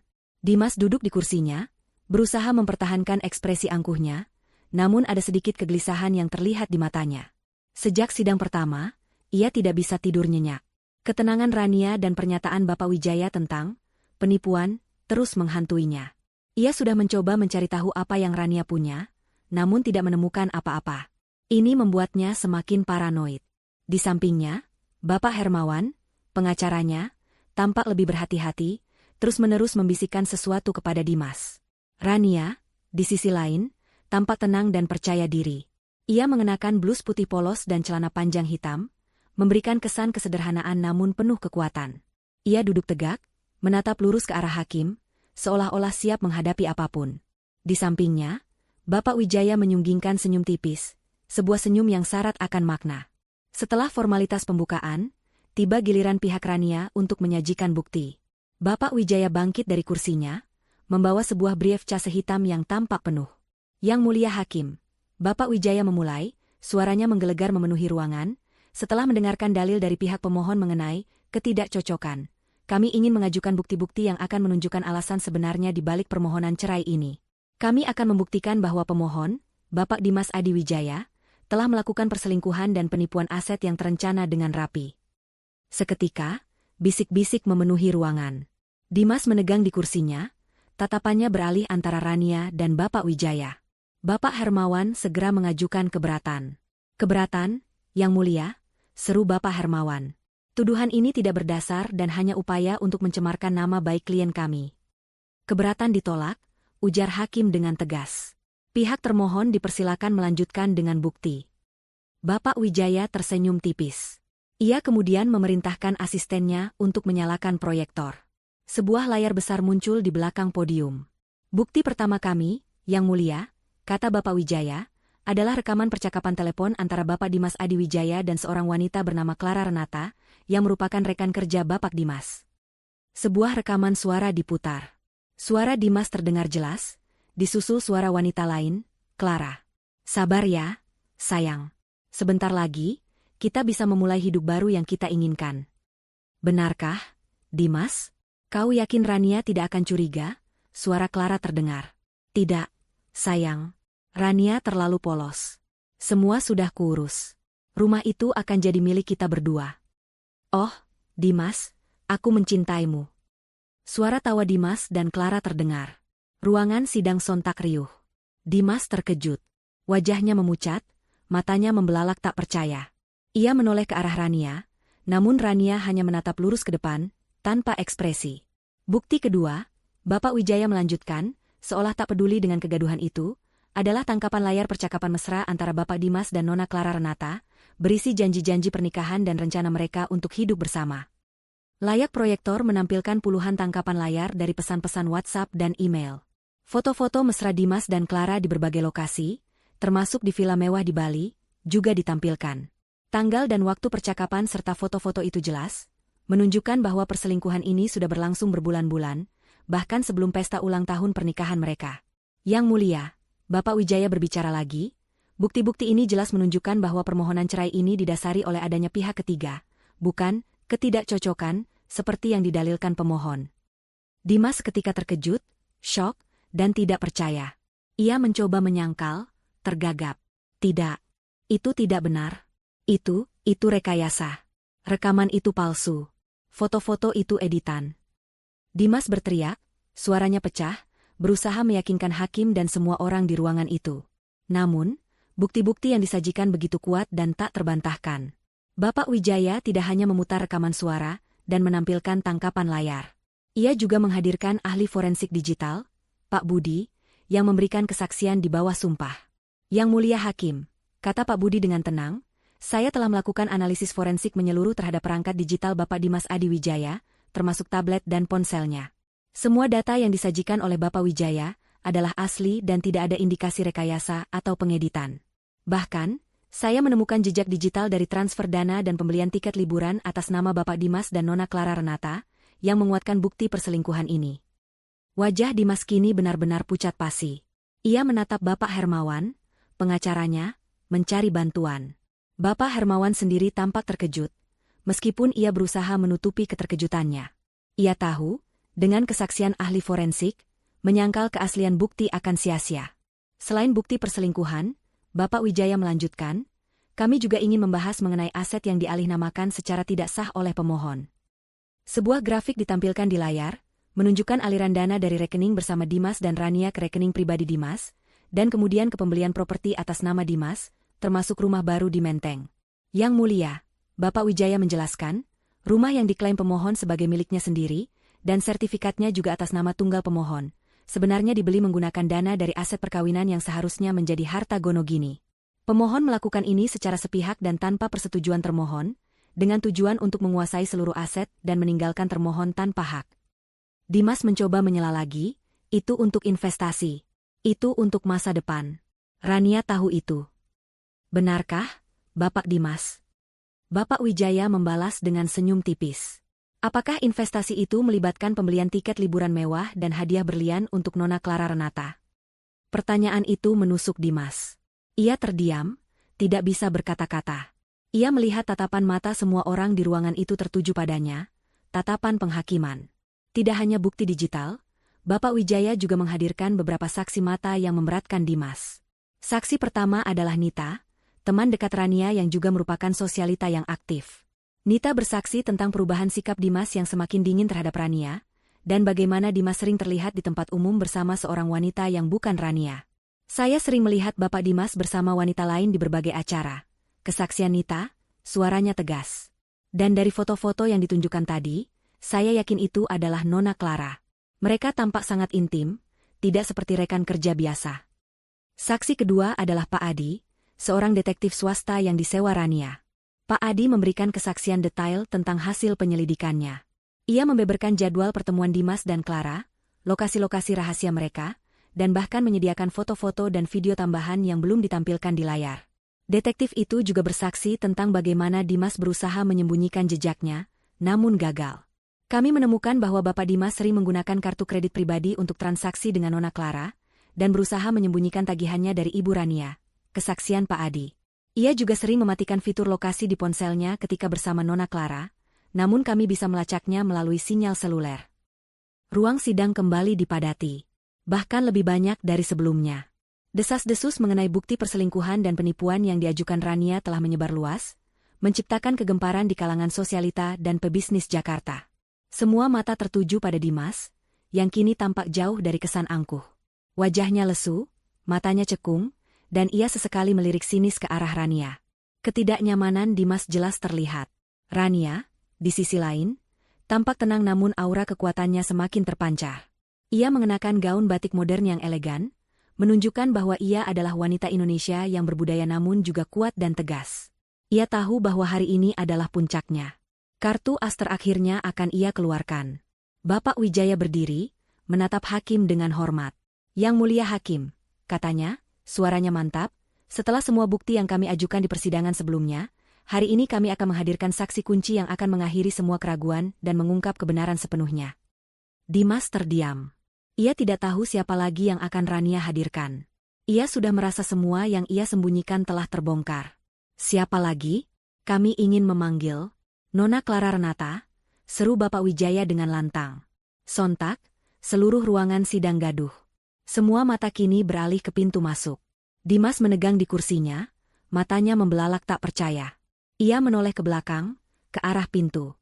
Dan benar saja, di sana, berdiri Clara Renata. Clara masuk dengan langkah pelan dan kepala menunduk. Ia mengenakan blus putih polos dan celana panjang gelap, jauh dari penampilan glamor yang biasa ia kenakan. Wajahnya pucat, matanya sembab, dan ia tampak sangat gugup. Ia menghindari tatapan mata Dimas, namun Rania melihat sekilas tatapan penyesalan yang samar di matanya. Bagaimana bisa? Dimas tidak mengerti. Ia yakin Clara tidak akan pernah mengkhianatinya. Bukankah mereka sudah berjanji untuk bersama? Clara berjalan ke meja saksi dengan langkah gemetar. Panitera membacakan sumpah, dan Clara mengangkat tangan kanannya, bersumpah untuk mengatakan yang sebenarnya. Suasana di ruang sidang begitu hening, semua orang menahan napas, menantikan apa yang akan diucapkan Clara. Bapak Wijaya memulai pertanyaannya. Nona Clara Renata, apakah Anda mengenal Bapak Dimas Adi Wijaya? Clara mengangkat kepalanya sedikit, suaranya bergetar. Ya, saya mengenalnya. Beliau adalah rekan kerja saya. Apakah hubungan Anda dengan Bapak Dimas Adi Wijaya hanya sebatas rekan kerja? Tanya Bapak Wijaya, nada suaranya tegas. Clara terdiam sejenak. Ia melirik Dimas yang kini menatapnya dengan tatapan penuh amarah dan ancaman. Namun, kemudian ia menatap Rania, dan di sana, ia melihat sorot mata Rania yang begitu kuat, seolah mengatakan, katakanlah yang sebenarnya, atau kamu akan ikut jatuh bersamanya. Tidak, Clara akhirnya menjawab, suaranya bergetar. Kami memiliki hubungan pribadi. Kami adalah sepasang kekasih. Ruangan sidang kembali gaduh. Dimas menjatuhkan kepalanya ke meja, frustrasi. Bapak Hermawan, pengacara Dimas, mencoba mengajukan keberatan, namun hakim menolaknya. Nona Clara, apakah Anda mengetahui rencana Bapak Dimas Adi Wijaya untuk menceraikan Ibu Rania dan merebut seluruh aset mereka? Bapak Wijaya melanjutkan, langsung ke inti masalah. Clara menarik napas dalam-dalam, air mata mulai mengalir di pipinya. Ya, saya tahu. Kami merencanakannya bersama. Bapak Dimas mengatakan akan menceraikan Ibu Rania, dan kami akan memulai hidup baru di rumah yang baru ia beli atas namanya sendiri. Ia bilang itu, untuk masa depan kami. Pengakuan itu seperti bom yang meledak di tengah ruang sidang. Dimas mengangkat kepalanya, matanya membelalak. Ia ingin berteriak, menyangkal, tapi suaranya tercekat di tenggorokannya. Pengakuan langsung dari Clara adalah bukti yang paling kuat, yang tidak bisa lagi disangkal. Nona Clara, Bapak Wijaya bertanya lagi, apakah Anda diancam atau dipaksa untuk memberikan kesaksian ini? Clara menggelengkan kepala. Tidak, Yang Mulia. Saya hanya ingin mengatakan yang sebenarnya. Saya juga diancam dengan konsekuensi hukum jika saya tidak mengatakan yang sebenarnya. Bapak Wijaya menunjukkan kepada saya bukti-bukti transfer dana ke rekening saya dan bukti-bukti keterlibatan saya dalam pengalihan aset. Saya Saya tidak punya pilihan selain jujur. Rania merasakan kepuasan yang luar biasa. Bapak Wijaya memang brilian. Ia tidak hanya menargetkan Dimas, tetapi juga Clara. Dengan ancaman konsekuensi hukum atas keterlibatan Clara dalam penipuan aset, Clara tidak punya pilihan selain mengakui semuanya. Pengakuan Clara adalah pukulan telak yang membuat Dimas tidak bisa lagi bernapas. Berita tentang perselingkuhan dan penipuan Dimas mulai tersebar seperti api. Wartawan yang hadir di sidang langsung mengirimkan berita itu ke media masing-masing. Dalam hitungan jam, nama Dimas Adiwijaya bukan lagi identik dengan pengusaha sukses yang visioner, melainkan dengan predator licik, penipu, dan pezina. Judul-judul berita utama di portal-portal online dan televisi swasta langsung menyeruak, skandal pengusaha Dimas Adiwijaya terbongkar di pengadilan, selingkuh dan diduga lakukan penipuan aset. Istri sah Rania Paramita ungkap kejahatan suami di depan hakim. Detik-detik pengakuan selingkuhan Dimas Adiwijaya yang mengguncang publik. Telepon Dimas tak henti-hentinya berdering. Bukan dari rekan bisnis atau teman-teman yang simpati, melainkan dari wartawan yang ingin mendapatkan pernyataan darinya, dan dari direksi perusahaan yang meminta penjelasan atas skandal yang merusak nama baik perusahaan. Saham perusahaannya langsung anjlok. Proyek-proyek besar yang sedang ia tangani terancam dibatalkan. Beberapa investor mulai menarik diri. Dimas, apa-apaan ini? Kantor kita jadi kacau balau karena ulahmu. Teriak salah satu direksi di telepon yang Dimas terima saat istirahat sidang. Kau sudah merusak reputasi perusahaan. Bersiaplah untuk menghadapi konsekuensi. Wajah Dimas kini benar-benar hancur. Bukan hanya reputasinya sebagai suami dan pria yang baik, tetapi juga reputasinya sebagai pengusaha. Karirnya yang telah ia bangun puluhan tahun dengan susah payah kini runtuh dalam sekejap mata. Selingkuhan yang ia puja-puja, kini menjadi saksi yang memberatkannya. Dunia Dimas benar-benar terbalik. Di sisi Rania, ia menerima pesan dukungan bertubi-tubi dari teman dan kerabat. Banyak wanita yang bahkan tidak ia kenal mengiriminya pesan, mengagumi kekuatannya dan keberaniannya untuk mengungkap kebenaran. Rania tahu, ini adalah harga yang harus dibayar Dimas atas semua kejahatannya. Setelah kesaksian Clara dan bukti-bukti tambahan yang diajukan Bapak Wijaya, posisi Dimas benar-benar di ujung tanduk. Bapak Hermawan, pengacaranya, tampak sangat panik. Ia tidak pernah menghadapi kasus seberat ini, dengan bukti sejelas ini. Yang mulia, Bapak Hermawan mencoba peruntungan terakhir, suaranya sedikit gemetar. Mengingat semua yang telah terungkap, klien kami ingin menarik gugatan cerainya. Ruangan sidang kembali gaduh.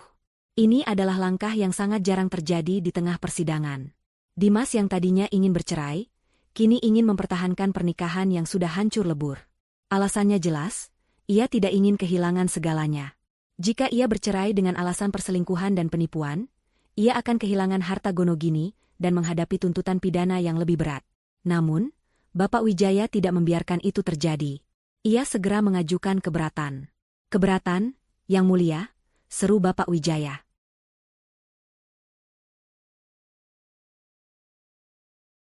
Detik-detik putusan adalah momen paling mendebarkan dalam sebuah persidangan. Udara di ruang sidang terasa begitu padat, setiap pasang mata tertuju pada hakim yang kini siap membacakan vonis. Dimas duduk dengan tegang, wajahnya kusam dan mata yang menunjukkan kekalahan. Di sampingnya, Bapak Hermawan, pengacaranya, tak henti-hentinya menunduk, seperti mengakui kegagalan. Sebaliknya, Rania duduk dengan kepala tegak. Ia tidak lagi menunjukkan ekspresi sedih atau pasrah. Yang ada hanyalah ketenangan dan keyakinan. Ia telah melewati badai terburuk, dan kini saatnya menuai hasil dari perjuangannya.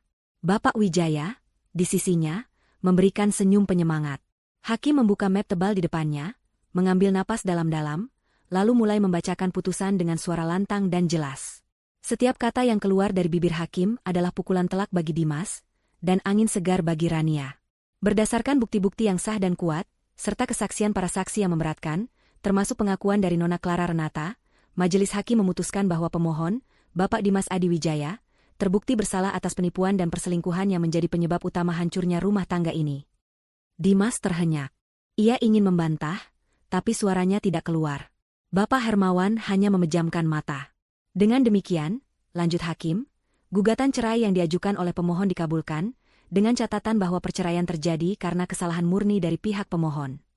Rania merasakan gejolak emosi di dadanya. Keadilan pertama telah ia dapatkan. Namanya bersih, dan dunia akan tahu siapa yang sebenarnya bersalah dalam perpisahan ini.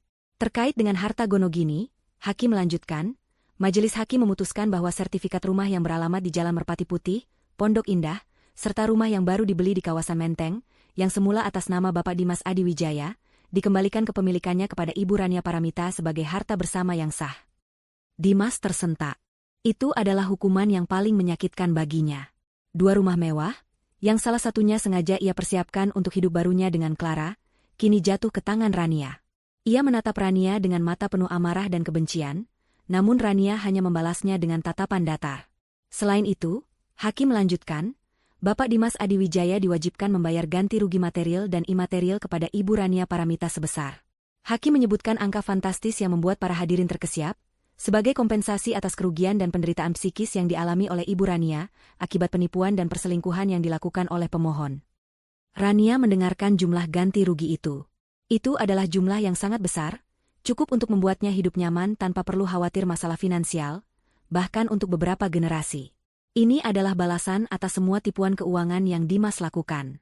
Putusan ini berlaku sejak hari ini, dan akan dilaksanakan sesuai dengan prosedur hukum yang berlaku. Tutup Hakim, kemudian mengetuk palu 3 kali, tanda persidangan berakhir. Suara palu itu bergaung di seluruh ruangan, seolah menjadi penanda akhir dari satu babak kehidupan Rania, dan awal dari kehancuran Dimas. Keramaian pecah seketika. Wartawan dan juru kamera langsung menyerbu Dimas, mengajukan pertanyaan bertubi-tubi. Dimas hanya bisa menunduk, berusaha menghindari sorotan. Putusan perceraian ini hanyalah awal dari serangkaian konsekuensi hukum yang harus dihadapi Dimas. Begitu sidang selesai, Bapak Wijaya mendekati Rania. "Selamat, Rania," kata Bapak Wijaya, tersenyum bangga. "Kita menang telak. Ini adalah keadilan yang layak kamu dapatkan." Rania membalas senyum Bapak Wijaya. "Terima kasih banyak, Pak. Saya tidak tahu harus bagaimana tanpa bantuan Bapak." "Tugas saya belum selesai," Bapak Wijaya menambahkan. "Dengan adanya putusan ini, kita punya landasan yang kuat untuk melangkah ke tahapan selanjutnya." Tahapan selanjutnya yang dimaksud adalah tuntutan hukum tambahan atas penipuan dan penggelapan aset yang telah Dimas lakukan. Bukti-bukti yang terungkap di sidang perceraian, seperti pemalsuan dokumen dan pengalihan dana ilegal, merupakan dasar yang kuat untuk kasus pidana. Kita akan melaporkan Dimas ke kepolisian atas tindakan penggelapan dan penipuan yang melibatkan aset perusahaan dan properti bersama, jelas Bapak Wijaya. Kesaksian Bapak Tony dan hasil forensik digital dari Pak Budi akan menjadi bukti utama. Rania mengangguk. Ia tidak ingin Dimas hanya kehilangan hartanya, tetapi juga merasakan hukuman yang setimpal secara pidana. Ia ingin Dimas tahu bahwa tidak ada kejahatan yang tidak dihukum. Tidak hanya itu, Dewan Direksi Perusahaan Dimas juga bergerak cepat. Skandal ini telah merusak reputasi perusahaan secara parah, menyebabkan kerugian finansial yang tak terhitung jumlahnya. Mereka memutuskan untuk mengambil tindakan hukum terhadap Dimas atas penyalahgunaan kekuasaan, penipuan, dan tindakan yang merugikan perusahaan. Dimas akan dipecat, dan semua proyek yang ia tangani akan diaudit secara menyeluruh. Jika terbukti ada korupsi atau penyalahgunaan dana, Dimas akan menghadapi tuntutan pidana berlapis. Hidup Dimas yang semula di puncak kejayaan, kini runtuh berkeping-keping. Ia bukan hanya kehilangan Rania dan harta, tetapi juga karir dan kebebasannya terancam. Bayangan penjara kini menghantuinya, sebuah konsekuensi yang tak pernah ia duga. Setelah sidang selesai, Rania berjalan keluar dari gedung pengadilan.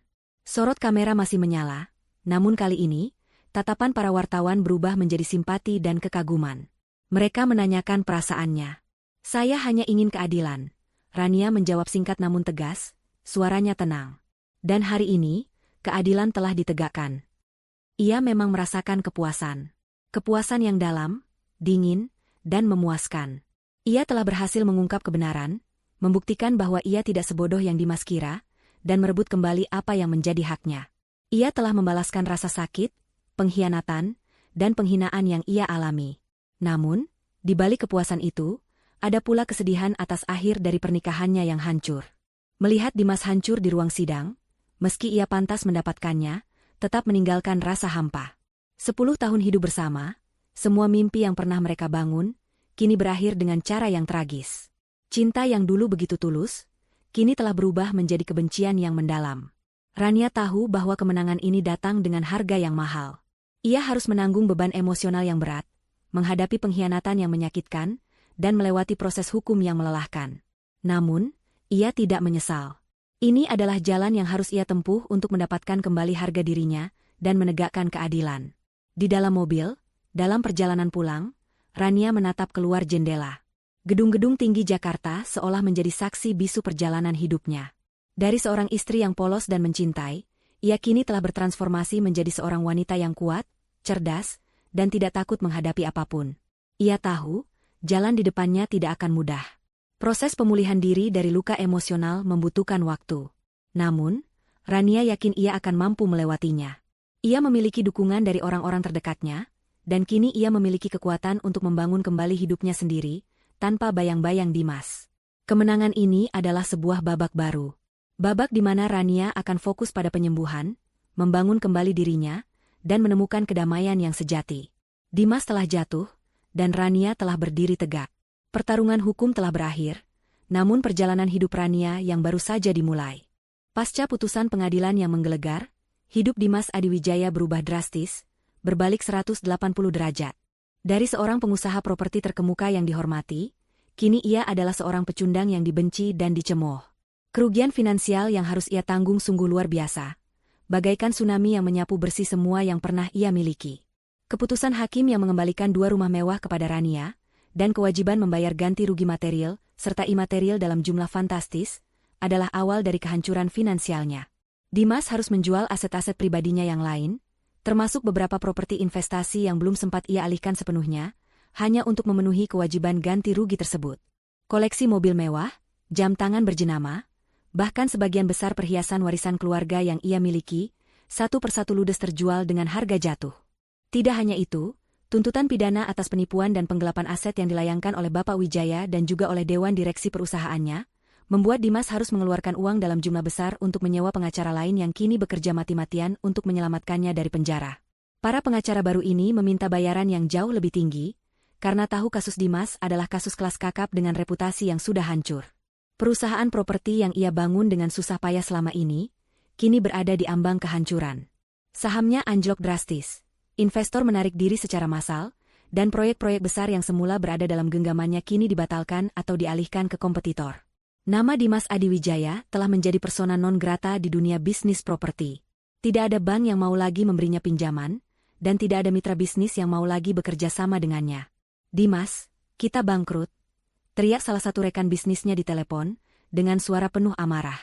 "Kau sudah menghancurkan kita semua. Kita tidak bisa lagi bekerja sama denganmu." Meja kerjanya di kantor kini kosong melompong. Ia dipecat secara tidak hormat, semua akses ke kantornya diblokir. Laptop dan ponsel yang dulu selalu menemaninya kini terasa tak berguna, karena tak ada lagi yang mau menghubunginya untuk urusan pekerjaan. Uang yang ia miliki di rekening pribadi menipis dengan cepat, habis untuk biaya hukum, menutupi kerugian perusahaan, dan membayar hutang-hutang yang menumpuk. Clara Renata, wanita yang menjadi alasan ia mengkhianati Rania, juga meninggalkannya. Setelah kesaksiannya di pengadilan dan menyadari bahwa Dimas kini tidak punya apa-apa lagi, Clara menghilang begitu saja. Teleponnya tidak aktif, dan ia tidak bisa dihubungi. Cinta yang dulu Dimas yakini, ternyata hanya sebatas materi dan status. Ketika Dimas jatuh miskin, Clara tak lagi melihat ada manfaat darinya. Clara, angkat teleponku." Dimas berteriak putus asa ke ponselnya yang tidak terhubung. Ia duduk sendirian di apartemen kecil yang kini ia sewa setelah mansionnya kembali ke tangan Rania. Apartemen itu terasa sempit dan pengap, sangat kontras dengan kemewahan yang dulu ia nikmati. Ia melihat foto Clara di ponselnya, memori indah yang kini terasa pahit. Ia telah kehilangan segalanya, rumah, uang, pekerjaan, dan bahkan wanita yang ia sebut cinta barunya. Kerugian Dimas tidak hanya bersifat finansial, tetapi juga sosial. Skandalnya menjadi berita utama di mana-mana, dan ia kini menjadi objek hujatan dan cemoohan dari masyarakat. Setiap kali ia mencoba keluar rumah, ia merasakan tatapan mata yang penuh jijik dan penghakiman. Bisik-bisik dan cibiran tak henti-hentinya ia dengar dimanapun ia berada. Ketika ia mencoba pergi ke pusat perbelanjaan atau restoran favoritnya, para pengunjung akan langsung berbisik-bisik, menunjuk ke arahnya, dan bahkan ada yang terang-terangan melontarkan kata-kata pedas. Itu dia pengusaha yang menipu istrinya sendiri. Kasihan sekali Rania, untung saja wanita itu kuat. Dasar pria mata keranjang dan penipu. Media sosial dibanjiri komentar negatif tentangnya. Foto-foto dan meme yang mengejeknya bertebaran. Ia bahkan menjadi trending topik selama berhari-hari, namun bukan karena prestasinya, melainkan karena kejatuhannya yang memalukan. Dimas tidak bisa lagi berselancar di internet atau menonton televisi tanpa melihat wajahnya sendiri yang kini menjadi simbol kehancuran dan kebejatan. Teman-temannya, yang dulu selalu mengelilinginya saat ia berada di puncak, kini menghilang satu persatu. Tidak ada lagi panggilan telepon untuk acara golf, gathering mewah, atau makan malam eksklusif. Mereka semua menjauhinya, takut reputasi mereka akan tercoreng jika bergaul dengan Dimas. Bahkan, beberapa teman lama yang dulu ia tolong justru berbalik mengecamnya, merasa dikhianati oleh moralitas Dimas yang busuk. "Aku tidak bisa percaya kau melakukan ini, Dimas," kata salah satu teman dekatnya di telepon, sebelum akhirnya memblokir nomor Dimas. "Kau sudah mengecewakan kami semua." Keluarganya sendiri juga tidak bisa lagi memberikan dukungan penuh. Orang tuanya merasa malu dan kecewa. Adiknya tidak mau lagi menemuinya. Mereka merasa nama baik keluarga tercoreng karena ulah Dimas. Beberapa anggota keluarga bahkan ikut menderita kerugian finansial karena investasi yang mereka titipkan pada Dimas. Dimas merasa sendirian. Ia tidak memiliki siapa-siapa lagi. Semua yang ia bangun, semua yang ia miliki, dan semua orang yang ia pikir peduli padanya, kini telah pergi. Ia terjebak dalam lingkaran kehampaan, dikelilingi oleh cibiran dan tatapan jijik. Malam-malam Dimas kini dihabiskan dalam kegelapan, di apartemen sewaan yang pengap dan sepi. Tidak ada lagi makanan mewah, tidak ada lagi pelayan yang siap melayani, dan tidak ada lagi Clara yang memeluknya. Ia hanya ditemani oleh penyesalan yang mendalam dan memilukan. Ia mulai menyadari kesalahannya. Bukan hanya kesalahan dalam mengelola keuangan atau berselingkuh, tetapi kesalahan yang jauh lebih besar. Kesalahannya meremehkan Rania. Ia telah menganggap Rania sebagai wanita yang polos, lemah, dan mudah dimanipulasi. Ia berpikir Rania tidak akan pernah bisa melawannya. Namun, ternyata Rania adalah lawan yang jauh lebih cerdas dan kuat dari yang ia bayangkan. Kenapa aku begitu bodoh?" bisik Dimas pada dirinya sendiri, menatap pantulan wajahnya yang kini tirus dan penuh kerutan di cermin. Mata itu, yang dulu memancarkan kesombongan, kini dipenuhi keputusasaan. Ia teringat senyum Rania yang tenang di pengadilan, tatapan Rania yang tajam, dan bagaimana Rania tidak menunjukkan sedikitpun keraguan atau rasa takut. Rania telah merencanakan segalanya dengan sempurna, sementara ia, Dimas, terlalu sombong untuk melihat perangkap itu. Ia menyesali setiap kebohongannya, setiap pengkhianatannya, dan setiap air mata yang ia sebabkan pada Rania. Ia menyesali setiap detik yang ia habiskan dengan Clara, mengorbankan pernikahan yang telah ia bangun selama 10 tahun. Ia menyesali bagaimana ia memperlakukan Rania, wanita yang tulus mencintainya dan mendukungnya dalam suka dan duka. Namun, sudah terlambat untuk memperbaiki semuanya. Waktu tidak bisa diputar kembali. Roda keadilan telah berputar, dan ia harus menanggung semua konsekuensinya. Hidupnya hancur. Karirnya tamat. Namanya tercoreng. Ia telah kehilangan semua yang berharga. Semua karena keserakahan, keegoisan, dan kesombongannya sendiri. Bayangan Rania yang kini berdiri tegak, memenangkan kembali semua yang Dimas coba renggut, terus menghantuinya. Ia membayangkan Rania yang kini hidup damai di mansion mewah, dikelilingi oleh cinta dan kebahagiaan. Sementara ia, Dimas, terjebak dalam kehampaan dan penyesalan. Setelah badai di pengadilan berlalu, Rania Paramita menemukan dirinya berada di persimpangan jalan. Kemenangan hukum adalah fakta, sertifikat rumah sudah kembali atas namanya, dan Dimas telah jatuh ke jurang kehancuran. Namun, jiwa Rania tidak serta-merta pulih seperti aset yang telah ia menangkan. Luka pengkhianatan begitu dalam, menyisakan kekosongan yang terasa lebih menyakitkan daripada kekalahan material sekalipun. Babak baru dalam hidup Rania adalah tentang penyembuhan. Rania memutuskan untuk mengambil jeda total dari kesibukannya. Ia menutup butiknya sementara waktu, mendelegasikan semua pekerjaan kepada asistennya yang terpercaya. Ia juga menghindari sorotan media dan keramaian sosial. Mansion besar yang dulu penuh tawa dan gemerlap kini terasa begitu sepi dan dingin, seperti monumen dari sebuah masa lalu yang hancur. Ia tahu ia tidak bisa terus-menerus berada di sana, tenggelam dalam kenangan pahit. Ia pergi. Rania memilih sebuah villa kecil nan asri di Bali, jauh dari hiruk-pikuk kota, dekat dengan pantai yang tenang. Setiap pagi, ia akan bangun sebelum matahari terbit, berjalan kaki di sepanjang pantai, membiarkan ombak menyapu kakinya, dan merasakan angin laut membelai wajahnya. Ia akan duduk di pasir, menatap cakrawala yang luas, mencoba mencari ketenangan di sana. Awalnya sulit. Setiap pemandangan, setiap aroma, bahkan setiap hembusan angin, seolah membawa kembali kenangan tentang Dimas. Kemarahan, kesedihan, dan rasa dikhianati masih bergejolak di dalam dirinya. Terkadang, Ia akan menangis tanpa suara di tengah malam, membiarkan semua emosi yang selama ini ia tahan tumpah ruah.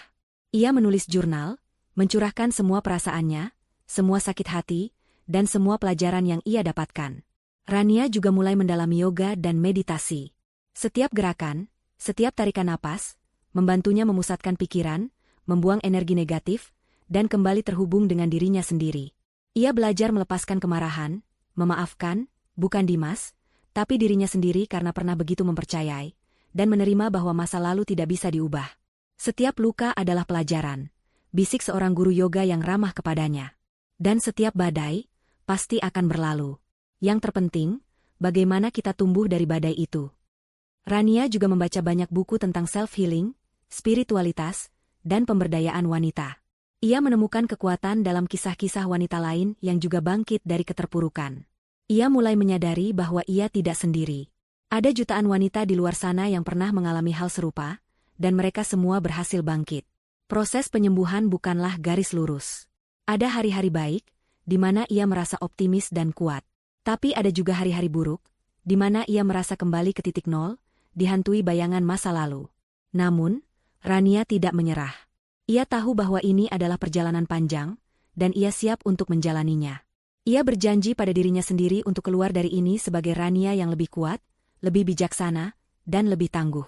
Selama masa-masa penyembuhan ini, Rania tidak sendirian.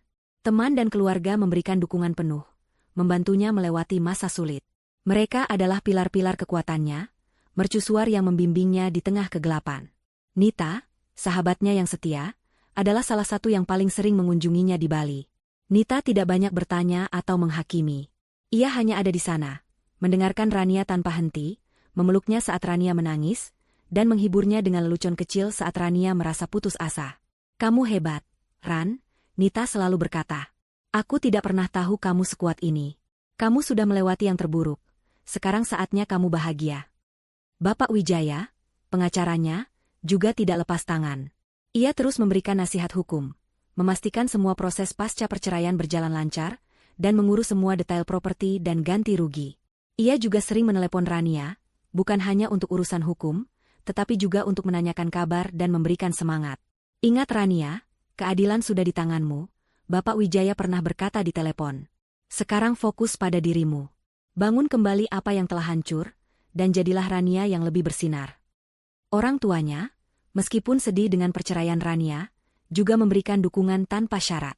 Mereka tidak menyalahkannya, tidak menghakiminya, melainkan hanya memberikan cinta dan pengertian. Ibunya sering mengirimkan makanan kesukaan Rania, dan ayahnya selalu menelepon setiap malam untuk memastikan Rania baik-baik saja. "Apapun yang terjadi, kami selalu ada untukmu, Nak," kata ibunya suatu kali, suaranya lembut. "Jangan pernah merasa sendiri. Kamu punya kami." Dukungan dari orang-orang terdekat ini adalah oksigen bagi Rania. Mereka memberinya kekuatan untuk terus melangkah, untuk percaya bahwa ia pantas mendapatkan kebahagiaan. Mereka mengingatkannya bahwa ia dicintai, dihargai, dan tidak sendirian dalam perjuangannya. Kehadiran mereka adalah bukti bahwa meskipun satu pintu telah tertutup, masih banyak pintu lain yang terbuka, dipenuhi dengan orang-orang yang peduli padanya. Setelah beberapa bulan di Bali, Rania mulai merasakan perubahan dalam dirinya. Luka-luka itu tidak hilang sepenuhnya, tetapi mereka telah berubah menjadi bekas luka yang memberinya kekuatan. Ia tidak lagi terbebani oleh kemarahan atau kesedihan. Yang ada hanyalah rasa damai dan energi baru yang mengalir dalam dirinya. Ia kembali ke Jakarta, ke mansionnya yang kini terasa lebih seperti rumah, bukan lagi makam kenangan pahit. Ia membersihkan mensyahan itu dari semua kenangan Dimas. Ia mendesain ulang beberapa ruangan, menciptakan suasana yang lebih segar, lebih Rania. Ia menjual beberapa barang Dimas yang ia tidak perlukan, dan menggantinya dengan barang-barang yang mencerminkan dirinya yang baru. Rania juga mulai membuka kembali butiknya. Dengan ide-ide segar dan energi yang meluap, ia merancang koleksi baru yang lebih berani dan inovatif. Inspirasinya datang dari perjalanannya, dari proses penyembuhan dirinya sendiri. Ia ingin setiap desainnya mencerminkan kekuatan, ketahanan, dan keindahan seorang wanita yang bangkit dari keterpurukan. Butiknya kembali ramai, bahkan lebih sukses dari sebelumnya, menarik perhatian banyak pelanggan baru yang kagum dengan kisah inspiratif Rania. Ia juga mulai berpartisipasi dalam kegiatan sosial, mendukung komunitas wanita yang menjadi korban kekerasan rumah tangga atau perceraian. Ia berbagi kisahnya, memberikan semangat, dan menunjukkan bahwa mereka tidak sendiri. Dari pengalamannya yang pahit, Rania menemukan tujuan baru, makna hidup yang lebih dalam. Rania Paramita yang dulu adalah wanita yang rapuh, kini telah menjadi pribadi yang tangguh, mandiri, dan inspiratif. Ia tidak lagi mencari kebahagiaan dari orang lain, melainkan menemukannya di dalam dirinya sendiri. Ia telah belajar bahwa cinta sejati dimulai dari mencintai diri sendiri, dan kekuatan terbesar adalah kekuatan untuk bangkit setelah jatuh. Masa depannya terbuka lebar. Ia tidak lagi terikat pada bayangan masa lalu. Ia menemukan kedamaian dan kekuatan dalam dirinya, dan ia siap untuk menghadapi apapun yang datang. Ia tidak tahu apa yang akan terjadi selanjutnya, tetapi ia tahu ia sudah siap. Rania menatap cermin, melihat pantulan dirinya yang tersenyum. Sebuah senyum tulus, yang berasal dari hati yang telah pulih. Ia telah membuka lembaran baru dalam hidupnya, lembaran yang akan ia tulis dengan penuh keberanian, cinta, dan harapan. Ini adalah babak baru untuk Rania, babak yang jauh lebih cerah dan penuh makna. 2 tahun telah berlalu sejak palu hakim diketuk, mengakhiri babak tergelap dalam hidup Rania Paramita. Matahari sore itu menyorot hangat ke dalam ruang kerja pribadi Rania di mansionnya yang kini terasa begitu damai. Suasana ruangan telah berubah total, mencerminkan pribadi Rania yang baru. Lebih terang, lebih minimalis, dengan sentuhan karya seni kontemporer yang berani. Di dinding terpampang sebuah lukisan abstrak yang didominasi warna-warna cerah, seolah melambangkan perjalanan emosinya dari kegelapan menuju cahaya. Rania duduk di kursi kerjanya, memegang secangkir teh herbal hangat. Pandangannya menerawang jauh keluar jendela, menatap taman yang kini terawat sempurna, dipenuhi bunga-bunga bermekaran. Ia merenungkan perjalanan yang telah dilaluinya, dari kehancuran hingga kemenangan. Ia mengingat kembali pesta ulang tahun pernikahan ke-10 yang seharusnya penuh kebahagiaan, namun justru menjadi awal dari terkuaknya kebohongan besar Dimas. Firasat kecil yang merayap, kecurigaan yang semakin kuat, dan kemudian pengungkapan pahit tentang perselingkuhan dan penipuan yang terencana rapi. Rania tersenyum tipis. Sebuah senyum yang kini dipenuhi kebijaksanaan, bukan lagi kepahitan. Betapa bodohnya ia dulu, begitu mudah percaya. Namun, betapa kuatnya ia sekarang, mampu bangkit dari keterpurukan. Ia teringat setiap langkah strategis yang ia ambil. Menyelidiki Dimas secara diam-diam, mengumpulkan bukti digital, dan berkolaborasi dengan Bapak Wijaya dan Pak Budi. Kemudian, ia menjalankan peran istri pasrah yang begitu meyakinkan, membiarkan Dimas terjerat dalam kesombongannya sendiri. Setiap senyum palsu, setiap kata percaya yang ia ucapkan, kini terasa seperti mahakarya dalam drama balas dendamnya. Ia tidak bangga dengan cara itu, tetapi ia tahu itu adalah satu-satunya jalan untuk mendapatkan keadilan. Puncak dari semua itu adalah persidangan. Momen-momen tegang saat bukti-bukti perselingkuhan dan penipuan Dimas terbongkar satu persatu. Wajah Dimas yang pucat pasi, Bapak Hermawan yang tak berdaya, dan kemudian pengakuan Clara yang mengguncang. Itu semua adalah simfoni keadilan yang ia dambakan. Rania tidak pernah menyangka ia memiliki kekuatan dan keberanian sebesar itu untuk menghadapi semua di depan umum. Luka emosional itu memang masih ada, bekasnya tak akan pernah hilang. Namun, luka itu telah menjadi bekas luka kehormatan, pengingat akan kekuatan yang ia temukan di dalam dirinya. Ia tidak lagi hidup dalam bayang-bayang masa lalu atau rasa sakit. Ia telah memaafkan Dimas, bukan untuk Dimas, tetapi untuk kebebasan dirinya sendiri. Ia memilih untuk melepaskan beban kebencian, agar ia bisa terbang lebih tinggi. Rania telah belajar bahwa kepercayaan adalah fondasi yang rapuh jika diletakkan pada orang yang salah. Ia juga belajar bahwa intuisi seorang wanita adalah pedang yang tajam, dan tidak boleh diremehkan. Pengalaman ini telah mengajarinya untuk lebih selektif dalam memilih orang untuk dipercayai, dan untuk lebih menghargai dirinya sendiri. Kisah Rania bukan hanya tentang perceraian dan sengketa harta. Ini adalah cerita tentang kekuatan seorang wanita yang mampu mengubah kehancuran menjadi sebuah kebangkitan. Rania membuktikan bahwa seorang wanita, meskipun terlihat rapuh dan polos di permukaan, memiliki kecerdasan, ketahanan, dan tekad yang luar biasa ketika dihadapkan pada pengkhianatan. Ia menunjukkan bahwa martabat dan harga diri tidak boleh diinjak-injak begitu saja. Melalui perjalanannya, Rania menyampaikan pesan moral yang kuat. Pertama, pentingnya percaya pada intuisi. Seringkali, tanda-tanda kecil yang Rania rasakan sebelum pengungkapan besar adalah bisikan hati yang mencoba memperingatkannya. Jangan pernah mengabaikan firasat, meskipun semua tampak sempurna di permukaan. Insting adalah alarm pertama yang Tuhan berikan. Kedua, keadilan akan selalu menemukan jalannya. Mungkin tidak selalu secepat atau semudah yang diharapkan, tetapi kebenaran pada akhirnya akan terungkap. Dimas, Dengan segala kekuatan dan kelicikannya, tidak bisa lolos dari konsekuensi perbuatannya. Ia akhirnya membayar mahal, tidak hanya secara finansial tetapi juga secara sosial dan moral. Reputasinya hancur, karirnya tamat, dan ia harus menghadapi tuntutan hukum berlapis. Ini adalah bukti bahwa tidak ada kejahatan yang tidak dihukum, dan setiap tindakan memiliki konsekuensinya sendiri. Ketiga, nilai sejati seorang wanita tidak terletak pada status perkawinannya atau kekayaan suaminya, melainkan pada kekuatan karakternya, kebijaksanaannya, dan kemampuannya untuk bangkit dari keterpurukan. Rania menemukan kebahagiaan sejati dan makna hidup bukan dalam kemewahan yang ia bagi dengan Dimas, tetapi dalam kemandiriannya dan kemampuannya untuk membantu orang lain. Kisah ini adalah pengingat bahwa hidup adalah tentang pilihan. Pilihan untuk menyerah atau berjuang, pilihan untuk membenci atau memaafkan, dan pilihan untuk terjebak di masa lalu atau melangkah maju menuju masa depan yang lebih baik. Rania memilih yang terakhir. Masa kini Rania adalah sebuah kanvas kosong yang siap ia lukis dengan warna-warna baru. Butiknya semakin sukses, menjadi brand yang dikenal luas tidak hanya karena kualitas desainnya, tetapi juga karena kisah inspiratif di balik sang pemilik. Ia telah memperluas bisnisnya, membuka cabang baru, dan bahkan mulai merambah ke pasar internasional. Mansion yang ia tinggali kini terasa seperti istana pribadinya, tempat ia menemukan kedamaian dan kebebasan sejati. Ia sering mengadakan acara amal dan pertemuan dengan komunitas wanita, berbagi pengalaman dan memberikan workshop tentang pemberdayaan diri. Ia telah menjadi mentor bagi banyak wanita yang sedang berjuang, memberikan harapan dan kekuatan bagi mereka. Rania juga telah menemukan cinta lagi. Bukan cinta yang terburu-buru, melainkan cinta yang tumbuh dari persahabatan, pengertian, dan rasa hormat.